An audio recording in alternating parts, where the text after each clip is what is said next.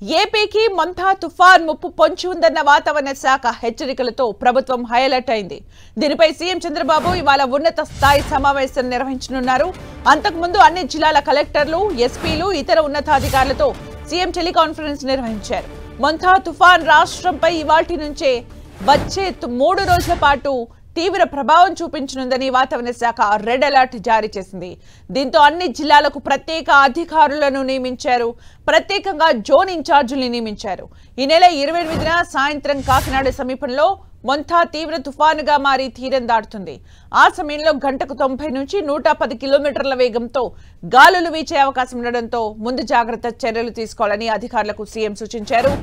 CM Chandrababu ఆదేశాల మేరకు 8 NDRF, 9 SDRF బృందాలు ఇప్పటికే రంగంలోకి దిగాయి. సముద్ర తీరాలు, నదుల్లో చేపల వేట, బోటింగ్ కార్యకలాపాలు నిలుపుదల చేశారు.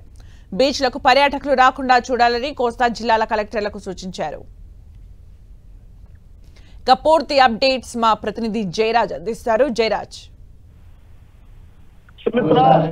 మంతా తుఫాన్ కోస్తా తీరాన్ని అతలాకుతలం చేయబోతుందనే సమాచారంతో రాష్ట్ర ప్రభుత్వం హై అలర్ట్ అయింది. ముఖ్యమంత్రి కూడా దీనిపైన టెలికాన్ఫరెన్స్ నిర్వహించారు. మొత్తం మీద జిల్లాకు ఒక ప్రత్యేక అధికారిని కూడా నియమించారు. ఈ 3 రోజుల పాటు ఈ తుఫాను ప్రభావం ఉంటుందని తెలిసిన వెంటనే అధికార యంత్రాంగం అంతా కూడా అప్రమత్తమైంది. అన్ని జిల్లాలకు కూడా ప్రత్యేక అధికారులు నియమించారు. ప్రత్యేకంగా జోనల్ ఇన్ఛార్జీలు కూడా నియామకం జరిగింది. ముఖ్యమంత్రి టెలికాన్ఫరెన్స్ నిర్వహించిన తర్వాత పలు జిల్లాల్లో సెలవులు కూడా ప్రకటించారు. దీని తీవ్రత గంటకు పెరిగేటటువంటి అవకాశం ఉన్నటువంటి నేపథ్యంలో ప్రభుత్వం ఛాయ్ అలర్ట్ జారీ చేసింది. ఈ నెల బంగాళాఖాతంలో వాయుగుండం ఏర్పడినటువంటి నేపథ్యంలో 3 రోజుల పాటు కోస్తా తీరం అంతా అతలాకుతలం అయ్యే అవకాశం ఉన్నటువంటి నేపథ్యంలో ప్రభుత్వం పూర్తి స్థాయిలో అప్రమత్తత నెలకొంది. ఎన్డీఆర్ఎఫ్, ఎస్డీఆర్ఎఫ్ బృందాలు కూడా ఆ ప్రాంతానికి చేరుకున్నటువంటి పరిస్థితి ఉంది.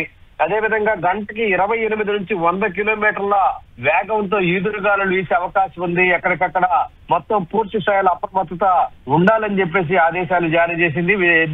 అదేవిధంగా విద్యుత్ శాఖ కూడా పూర్తిగా అలర్ట్ అయింది. ఎక్కడికక్కడ ఇబ్బంది లేకుండా చూడాలని చెప్పేసి అదేవిధంగా R&B శాఖ కూడా ఈ భారీ వృక్షాలు ఇతరత్ర పడిపోయే అవకాశం ఉన్నటువంటి నేపథ్యంలో ఆ ప్రాంతంలో ప్రత్యేకమైనటువంటి ఏర్పాట్లన్నీ కూడా చేసింది. వాటర్ రేవుల్లో 1 ప్రమాద హెచ్చరిక ఇప్పటికే జారీ చేశారు. అదేవిధంగా ఎలాంటి ప్రాణ ఆస్తి నష్టం జరగకుండా ఉండాలని చెప్పేసి ముఖ్యమంత్రి జిల్లా యంత్రాంగాన్ని ఆదేశాలు జారీ చేశారు. మొత్తం మీద కోస్తా జిల్లాలు, ముఖ్యంగా అటు కోస్తా జిల్లాలు అన్నింటిలో కూడా దీని ప్రభావం ఎక్కువగా ఉంటుందని జిల్లా కలెక్టర్లు, ఎస్పీకి కూడా ముఖ్యమంత్రి ఆదేశాలు జారీ చేశారు. అదేవిధంగా డిప్యూటీ సీఎం కూడా ఇప్పటికే దీనిపైన పవన్ కళ్యాణ్ ఇప్పటికే దీనిపైన సమీక్ష నిర్వహించారు. కాకినాడ, కోనసీమ, తూర్పు గోదావరి జిల్లాల్లో కలెక్టరేట్లలో కూడా పూర్తి స్థాయిలో అప్రమత్తత నెలకొంది. అదేవిధంగా మచిలీపట్నం, కాకినాడ మధ్యలో తీరాన్ని దాటే అవకాశం ఉన్నట్టు తెలిసినటువంటి నేపథ్యంలో ఆ జిల్లాల్లో ఉన్నటువంటి పరిస్థితులు గ్రామ స్థాయి నుంచి కూడా రాష్ట్ర స్థాయి కూడా అన్ని శాఖలు కూడా పూర్తిగా అప్రమత్తమైనటువంటి పరిస్థితి ఉంది. అదేవిధంగా మొత్తం ఉన్నటువంటి పరిస్థితులన్నీ చూస్తే మొత్తం జిల్లా యంత్రాంగం అంతా కూడా అప్రమత్తమైంది. ఆయా జిల్లాల్లో కోస్తా తీరంలో ఉన్నటువంటి పరిస్థితులన్నీ కూడా భయానకమైనటువంటి వాతావరణం వచ్చేటువంటి అవకాశం ఉండటంతో ఆ ప్రాంతాలలో విద్యా సంస్థలకు కూడా 3 రోజుల పాటు సెలవులు ప్రకటించారు. 19 జిల్లాలకి ప్రత్యేకమైనటువంటి అధికారులు నియమిస్తూ కొద్దిసేపటి క్రితమే ప్రభుత్వం ఉత్తర్వులు జారీ చేసింది. సుమిత్ర, అంటే ఈ ఎఫెక్ట్ ఎప్పటి నుంచి ఎప్పటి వరకు ఉండే అవకాశం కనిపిస్తోంది? తీరం దాటిన తర్వాత ఎలాంటి పరిస్థితులు ఎదుర్కోవాల్సి ఉంటుంది? సుమిత్ర, ఇది చాలా తీవ్రమైనటువంటి తుఫానుగా ప్రభుత్వం భావిస్తున్నటువంటి నేపథ్యంలో పూర్తి స్థాయిలో ముఖ్యమంత్రి కూడా దీనిపైన ప్రత్యేకమైనటువంటి దృష్టి సారించారు.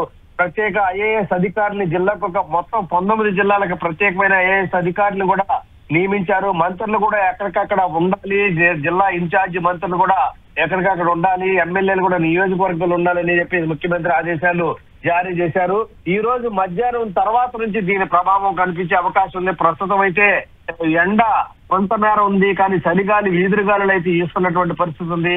ఈ రోజు మధ్యాహ్నం నుంచి ఈ తీవ్రత పెరిగే అవకాశం ఉంది. ముఖ్యంగా కోస్తా జిల్లాల్లో అటు విశాఖపట్నం నుంచి ఇటు మొత్తం మచిలీపట్నం వరకు కూడా కోస్తా జిల్లాలు అన్ని చోట్ల కూడా దీని తీవ్రత ఎక్కువ ఉండేటువంటి నేపథ్యం ఉంది. దీంతో మొత్తం అన్ని పాఠశాలకు కూడా సెలవు ఇచ్చారు. అధికారి యంత్రాంగం కూడా ఎవరు కూడా సెలవు పెట్టడానికి అవకాశం లేదు అని చెప్పేసి ప్రభుత్వం ఇప్పటికే ఆదేశాలు జారీ చేసింది. ఎస్డీఆర్ఎఫ్, ఎన్డీఆర్ఎఫ్ బృందాలు, అదేవిధంగా రెవెన్యూ, పోలీస్, మిగతా యంత్రాంగం అంతా కూడా ఫీల్డ్ లోనే ఉండాలి. అదే విధంగా ఎక్కడైతే ప్రమాదకరమైన పరిస్థితులు ఉన్నాయో, తుఫాన్ షెల్టర్లు ఉన్నాయో వాటిలన్నిటి ఇప్పటికే సిద్ధం చేసినటువంటి పరిస్థితి ఉంది. ముఖ్యంగా లోతట్టు ప్రాంతాలు, తీర ప్రాంతాల్లో ఉన్నటువంటి ప్రజలు పూర్తిగా అప్రమత్తంగా ఉండాలి. అధికారులు సహకరించాలి. అవసరమైతే సురక్షితమైన ప్రాంతాలకు తరలించే నేపథ్యంలో వారందరూ కూడా సహకరించి సురక్షితమైన ప్రాంతాలకు తరలి వెళ్ళడానికి సిద్ధంగా ఉండాలని చెప్పేసి అధికార యంత్రాంగం ఇప్పటికే ఆదేశాలు జారీ చేసింది. అదేవిధంగా అధికార యంత్రాంగం అంతా కూడా పూర్తి స్థాయిలో అప్రమత్తం ఉంది. జిల్లా యంత్రాంగం మొత్తం ఒక్కొక్క జిల్లాకు ఒక ఐఏఎస్ అధికారిని నియమించినటువంటి పరిస్థితుల్లో వారు తక్షణమే ఆ జిల్లాలకు వెళ్లి అక్కడ ఉన్నటువంటి పరిస్థితులను కూడా సమీక్షించాలి.